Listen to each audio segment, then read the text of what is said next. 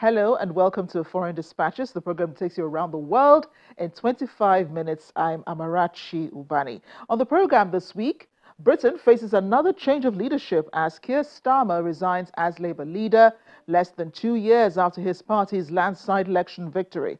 Plus, Europe swelters under a deadly heat wave with record temperatures, red alerts and widespread disruptions across the continent.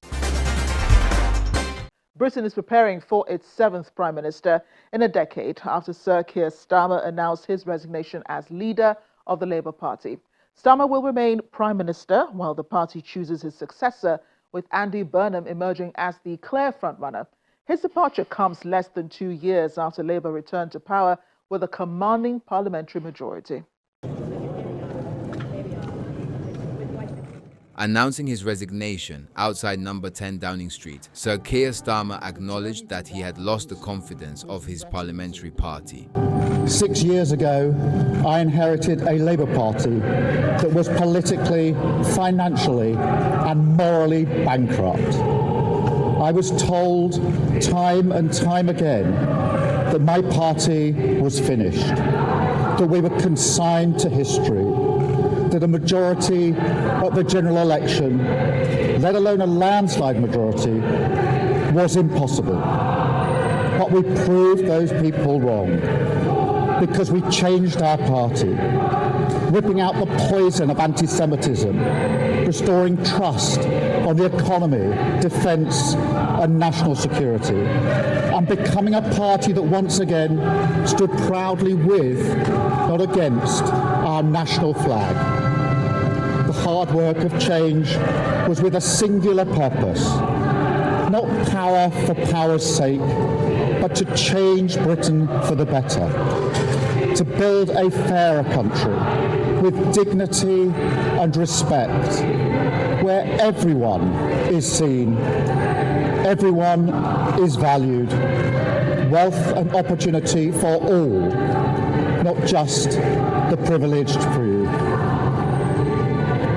And look at what we've achieved in just 2 years. An economy that is stronger, growing faster than our peers, wages rising faster than inflation in every single month since we came to power. Our reputation in the world restored, with Britain once again standing up for decency, respect and the rule of law, securing trade deals, standing with Ukraine, standing up for our values and rebuilding our relationship with our allies in Europe. Change promised by a Labour government, change fought for by a Labour government, change delivered by a Labour government. But I know the question being asked now is not who was best placed to change the Labour Party, to take us into power and to begin the vital work of improving lives for millions of people. Those questions have been answered. The question my party is asking now is whether I am best placed to lead us into the next general election. I have heard the answer of my parliamentary party to that question, and I accept that answer with good grace. Labour's leadership contest is expected to begin on July the 9th, with a successor chosen by September. Until then, Keir Starmer will continue to serve as Prime Minister. His resignation comes less than 2 years after Labour's landslide victory, following poor polling, election losses and policy U-turns. Will the members wishing to take their seats please come to the table? Pressure intensified after Andy Burnham returned to Parliament and entered the leadership race. I swear by Almighty God that I will be faithful and bear true allegiance to His Majesty King Charles, his heirs and successors, according to law. So help me God. Wes Streeting has ruled himself out and endorsed Burnham, making him the clear frontrunner to become Britain's 7th Prime Minister since 2016. We aren't stable enough to, kind of show to the rest of the world that Britain can still stand on its 2 feet, even post-Brexit, post everything that's taken place and, many more. What he did, which kind of just made people now start seeing him in a negative light, was mainly the winter fuel cuts. The winter fuel cuts pretty much started a whole trend where it led Labour to just plummet down to the polls to about, I think, 19% now. Just 1 in 5 of the British public approve of Starmer right now.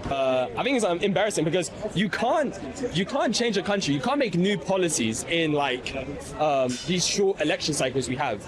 And with cycling prime ministers, we run through them like water, right? I don't think it was any one policy. I think it was just his general incompetence to control his own party. Because remember, he came on a campaign of stability, stability, stability. Reform swipes them. You know, he was a bit embarrassing. Opposition parties say a change of Labour leader is not enough. Reform UK leader has demanded an immediate general election, accusing the governing party of repeatedly changing the country's leadership without consulting voters. Reform scored absolutely stunning victories in areas that Labour had dominated for the best part of 100 years. The sheer scale of our victory against Labour made it inevitable that this Prime Minister could not survive. And because of that, Burnham steps forward and wins quite convincingly the Makerfield by-election, ironically with the same message that we had in the local elections. Ours was vote reform, get Starmer out. His was vote Burnham, get Starmer out. Britain is broken. 6 prime ministers in 7 years should convince you of that fact. We are ready for a general election, and I suspect many of you too are ready for a general election.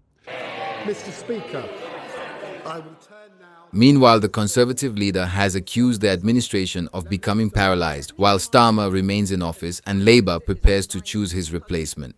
Where is the Prime Minister? Where is the Prime Minister? He says he needs to stay in post for 3 months, but then doesn't come to Parliament to do his job. He wants to go on a farewell tour, while the new member for Makerfield is asking for a summer holiday to work out what he thinks. In the meantime, no one is in charge and Britain is not being governed. The Prime Minister gave assurances at the G7 about military support to Ukraine. He gave those assurances after the Defence Secretary resigned because he was being forced to make decisions that would increase the risk to our armed forces. The Prime Minister gave assurances about sanctions on Russian oil and gas, while here the government was lifting those sanctions. He is saying one thing abroad, Mr. Speaker, but doing the opposite at home. And these are just some of the many reasons he had to resign this morning, but apparently for some mysterious reason he must stick around until September. Given the Prime Minister has resigned, why is he hanging around? The announcement begins another period of political transition for Britain. Andy Burnham may be the overwhelming favourite, but Labour's nominations have not yet opened, and other candidates still have time to enter the race. Whoever takes over will inherit a divided political landscape, pressure from Reform UK on the right and the Green Party on the left, as well as immediate demands to restore stability to a country preparing for its 7th Prime Minister in 10 years. Meanwhile, Keir Starmer's resignation comes at a significant moment in Britain's relationship with Europe. 10 years after the country voted narrowly to leave the European Union, demonstrators have marched through central London, describing Brexit as a mistake and urging the government to seek a return to the bloc.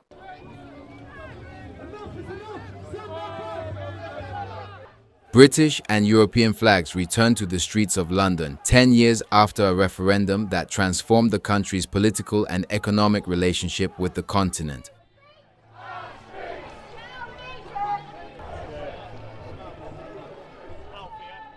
Around 1,500 demonstrators gathered near Temple Underground Station before marching towards Parliament Square. The National Rejoin March says the government is ignoring growing public support for reversing Brexit. We're here today to protest against our government not taking seriously that the UK wants to rejoin the EU. If you look at the polling, over 50% of the UK wants to rejoin right now, and under 25s, over 80% want to rejoin, but the government just aren't listening. So that's why we're here today, to try and grab their attention. I wish that the UK would rejoin the EU. We do this every year, we come down here and have a march. I know it's a long time since Brexit happened, and people have found other things to do than go on marches. but there are lots of people who want to rejoin. Recent polling suggests approximately 55% of Britons would now support rejoining the European Union. For many marching here, Brexit's effect is felt through higher costs and the loss of the freedom to live and work easily across Europe. Everything's got more expensive. Travel has got harder. It used to be so easy just to go and live abroad as well and work. And now it's just such a bureaucratic process that it's really difficult and in a lot of cases not even possible. Other demonstrators returned to the promises made during the referendum campaign, including the claim that leaving the EU could free up £350 million a week for Britain's National Health Service. Brexit was a massive mistake. I genuinely do believe that we need to rejoin. We were lied to. That's just a fact. We were completely lied to. Where's the £350 million a week that was meant to be going to the NHS rather than the EU? Britain voted to leave the European Union on June the 23rd, 2016. Leave secured 51.9% of the vote, while 48.1% voted to remain. The UK formally left the bloc in January 2020 and withdrew from the EU single market and customs union at the end of that year. Could we please remove the flags? The government has since pursued what it describes as a reset in relations with Europe, seeking closer cooperation on trade, security and migration, but it has ruled out rejoining the European Union, the single market or the customs union. And across Europe, an intense heat wave has brought record temperatures, health warnings and widespread disruption. The Eiffel Tower closed early. Red alerts were issued across several countries, and schools and transport services were affected in Britain.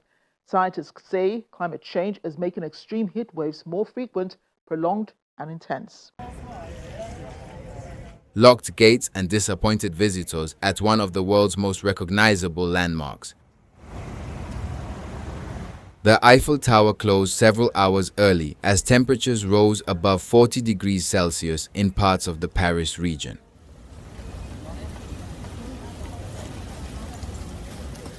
Tourists arriving for an evening visit were instead met with signs announcing the closure. I'm a little bit sad because it's my first time in Paris, and I saw that Tour Eiffel it's closed, and it's true that it's too hot weather. It's like 40 degrees or around, but it's okay. Maybe next time I can visit the Eiffel Tower. The heat wave has already had deadly consequences in France. Prime Minister Sébastien Lecornu says 40 people have drowned since June the 18th, many while swimming in unsupervised waters in an attempt to cool down.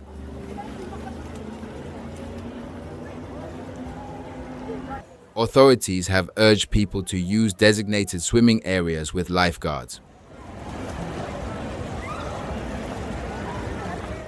In Rome, fountains have become places of temporary relief. Tourists filled bottles, poured water over themselves, and used handheld fans as temperatures approach 40 degrees. On Tuesday, Italy placed 15 cities, including Rome, Milan, Florence, Turin, and Venice, under its highest heat alert.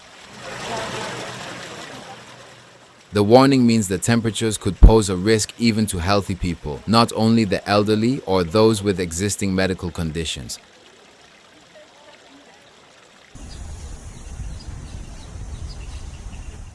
In the Spanish city of Seville, umbrellas offered protection from the sun, while cold drinks, public fountains, and gelato provided some relief. Temperatures reached around 38 degrees, making sightseeing increasingly difficult. Well, I would say that it's a little hard to bear it. It's really hot outside. I try to stay a lot in the shade to stay hydrated. And usually after 1 p.m. I will go to my hotel room or maybe stay at the terrace and just drink something cold, really cold. The temperature is hot and humid, but we drink water frequently. We hydrate ourselves with water, lemonade, and yes, your orange trees are all around, so they help also. And we love gelato, so yeah, that's amazing. But yeah, this is very beautiful city, very pretty, with full of historical monuments, So yeah, great place to visit. Spain's meteorological agency says the current conditions are being driven by a mass of extremely warm air over the Iberian Peninsula. June heat waves are also becoming more common in a country already highly exposed to the effects of climate change. In the UK, hundreds of schools closed or shortened their hours, while passengers were advised to avoid unnecessary rail travel because high temperatures can cause tracks to buckle and overhead power equipment to fail. Speaking at London Climate Action Week, United Nations Secretary-General Antonio Guterres spotlighted urgent actions the world must take to tackle the climate crisis. Around the world, climate disasters are becoming more frequent, more destructive, and more costly. And the World Meteorological Organization has warned we ain't seen nothing yet. El Niño is not just knocking on the door, it risks blowing the house down, turning up the heat, disrupting food and water systems, and hitting the vulnerable the hardest. Scientists say human-driven climate change is making such heat waves more frequent, prolonged, and intense. Europe is warming more than twice as quickly as the global average, placing growing pressure on health services, water supplies, agriculture, and transport infrastructure. Still ahead on Foreign Dispatches, in Gaza, children return to music lessons inside plastic tents amid widespread destruction caused by war. Please stay with us. And thanks for staying with us. Students in Bunia in Eastern Democratic Republic of Congo have begun their national examinations under strict health measures as Ebola continues to spread across the region. There's been more than 1,000 confirmed cases, with humanitarian organizations warning that conflict, population movement, and public mistrust are making the disease increasingly difficult to contain. For students in Bunia, examination day now begins with more than checking names and finding seats. Candidates have their temperatures taken, wash their hands, and receive instructions on avoiding physical contact before entering the examination halls. Despite the precautions, students say their first day proceeded without disruption. Le premier jour de l'examen de temps était vraiment cool. It did not disturb us because we were told to wash our hands before entering the classrooms, protect ourselves, and avoid standing too close to one another. Schools have received additional hand-washing stations, soap, and other protective supplies. Officials say any student showing possible Ebola symptoms will not be allowed into the examination center, but will be referred to a health facility. To protect others, a student showing symptoms cannot be admitted to the examination center. The student must be referred to a nearby health center or hospital. The examination center can then make arrangements for the student to sit the exam there. The World Health Organization says the current outbreak, which is centered in areas where people regularly cross borders for work, trade, and family life, is spreading at an unprecedented rate. There are 1,048 confirmed cases reported, of which 267 deaths. This is the largest number of confirmed cases in the first month of an Ebola disease outbreak in Africa. It took 78 days to reach 250 deaths during the 2014 and 2016 West Africa outbreak. In the previous outbreak, 2018-19, it took 130 days. But before this outbreak, it only took 37 days. In the Eastern Democratic Republic of the Congo, everyday life has become fraught with risk. The journey to feed your family or earn a living can also become a journey into danger. Families are carrying immense burdens. The virus has become more than a health crisis. It touches every aspect of daily life, bringing uncertainty and fear. Humanitarian organizations warn that medical capacity alone will not stop the virus. Fear, misinformation, and mistrust are discouraging some people from reporting symptoms or seeking treatment. Some people still question whether the disease is real. Some, they believe the outbreak was invented to attract foreign monies. Others see safe and dignified burials as an attack to culture and tradition, rather than a measure to protect families and communities. When people are afraid, they may not report symptoms. They may avoid treatment centers. Families try to bury their loved ones according to traditional practices, without knowing the level of risk involved. Trust is not a secondary activity in the Ebola response. Trust is central. Without trust, we cannot detect cases early. We cannot ensure safe and dignified burials. We cannot even protect families, and we cannot stop the transmission. The latest outbreak, caused by the Bonibugyo species of the Ebola virus, was declared on May the 15th and has also spread into neighboring Uganda. 2 days later, the World Health Organization declared it a public health emergency of international concern. It is the Democratic Republic of the Congo's 17th recorded Ebola outbreak since the virus was first identified in the country in 1976. Now to Gaza, where children are finding refuge from war through music. After the Edward Said National Conservatory for Music was destroyed, teachers resumed lessons inside plastic tents, shelters, and displacement centers. There, children are learning to play instruments and sing, creating a small space for normality amid destruction, fear, and repeated displacement.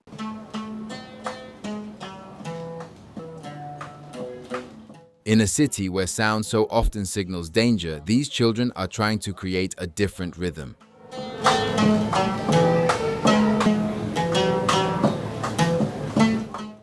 Inside plastic tents erected along Al-Jala Street in Gaza City, young musicians gather around their teachers to learn the oud, guitar, and violin. Others sing for peace. The tents have become temporary classrooms for the Edward Said National Conservatory of Music after its main building was destroyed during the war that began in October 2023.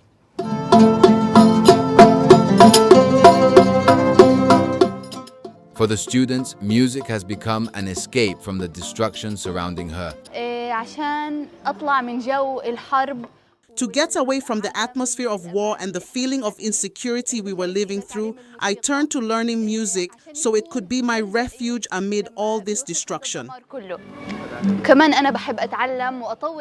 However, keeping the program running has been difficult. Teachers and students have been repeatedly displaced, sometimes losing contact with one another for extended periods. We face many challenges while carrying out these programs and activities.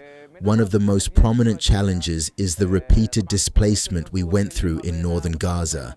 This has had a major impact on the music program.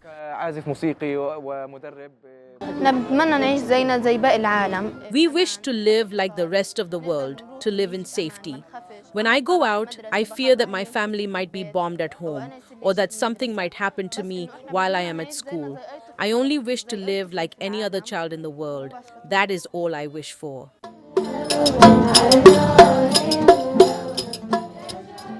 The children learning here are part of a much wider generation whose lives have been transformed by war.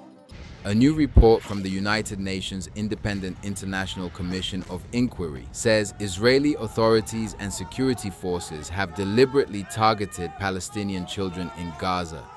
The commission alleges that the actions amount to genocide and atrocity crimes in the Gaza Strip, as well as war crimes in the occupied West Bank. Children are being killed mainly in two ways. One, through airstrikes using high-yield explosives with wide area effects. And second, using quadcopters, drones, and sniper rifles that specifically target and kill children to their head and upper body. The report examines the period following the Hamas-led attacks on Israel on October the 7th, 2023, in which around 1,200 people were killed and about 250 taken hostage. Israel's subsequent military campaign in Gaza has killed more than 70,000 Palestinians, according to health authorities in the territory. Israel has consistently rejected allegations that it is committing genocide, maintaining that its military operations are directed against Hamas and that it seeks to minimize civilian casualties. Finally, as football fans around the world follow the 2026 FIFA World Cup, an artist in southern India has created his own version of the tournament's famous trophy. The Kerala artist used coconut leaf, roots, and cardboard to build a handmade model, combining his love for football with a message about recycling and finding creative value in materials often discarded as waste. Take a look. Football's biggest prize, recreated from one of Kerala's most familiar natural materials. In the town of Valanchery, artist Puva Thodi Mohandas cuts dried coconut leaves and carefully removes their thin central ribs.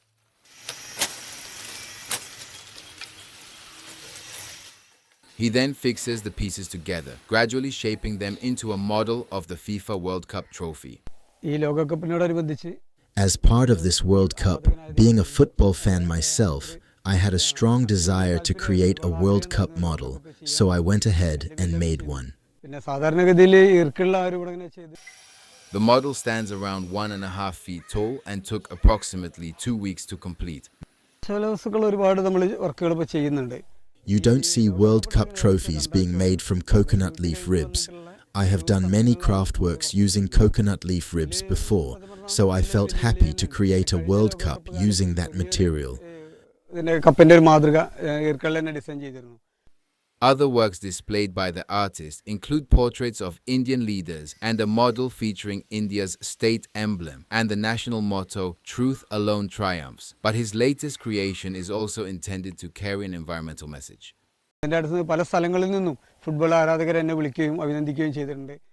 What I am essentially trying to show is what can be created from discarded or unused materials. Through this work, I want to send this message to the world.